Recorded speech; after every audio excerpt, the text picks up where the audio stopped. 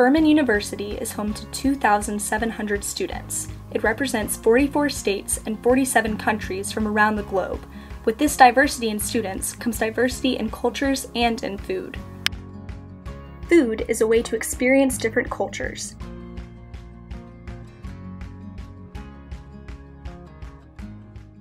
Biggest difference I'm feeling here is the taste. Like, we put less seasoning into the food, and we wanna feel more the original taste of the food.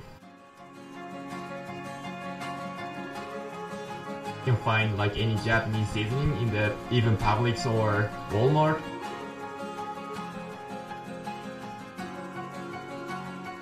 This is major Japanese ingredient for like a Japanese vegetable, which I found in Publix. We eat this vegetable mainly in winter, and this is frozen noodle.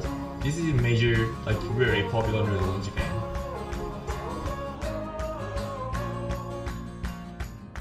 I feel like a part of me is always terrified that I'm gonna become too American by being here.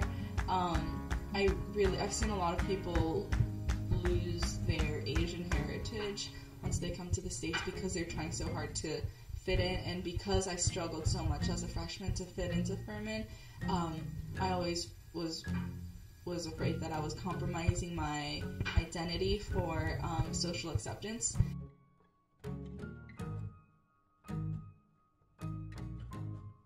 I think maybe deep down that might be what it is.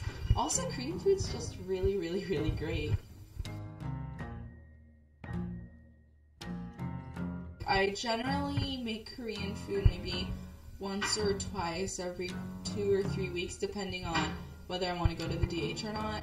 And I usually just have like instant soup that I'll heat up with instant rice and a can of chili tuna, like a Korean chili tuna. Dr. Fries, who is a Spanish professor and a trip leader for the May Experience Slow Food Italian Style, speaks of the importance of food and its role in culture.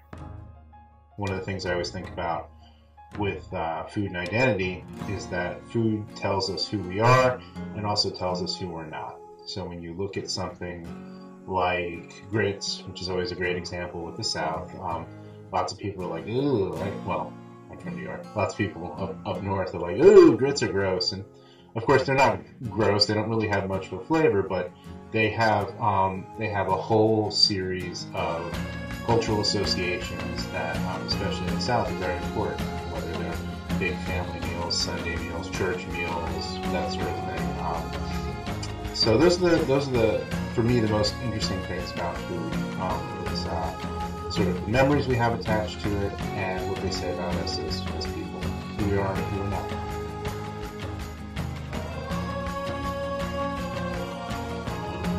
The American values, those sort of, fast food culture that we have. We privilege uniformity, right? Which is part of fast food culture. Speed, convenience. These things that are positive in our culture, and which other cultures see as positive, also have a lot of consequences that have to be dealt with.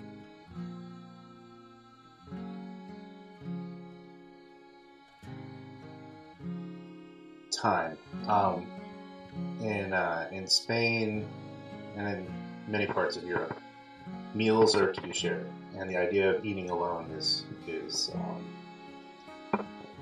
almost as distressing to people as eating in the car, which I always mention in classes. I mean, in the United States, we eat 20% of our meals in the car.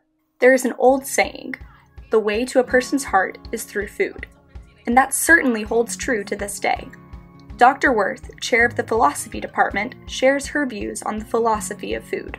Everything has to do with food, and everything that all of the values that we say that we have are lined up or not in terms of our eating habits and the choices that we make about what to eat and where to eat, and the consumer choices that go into that, and what we are willing to spend our money on and what we're not willing to spend our money on, and the quality and the service.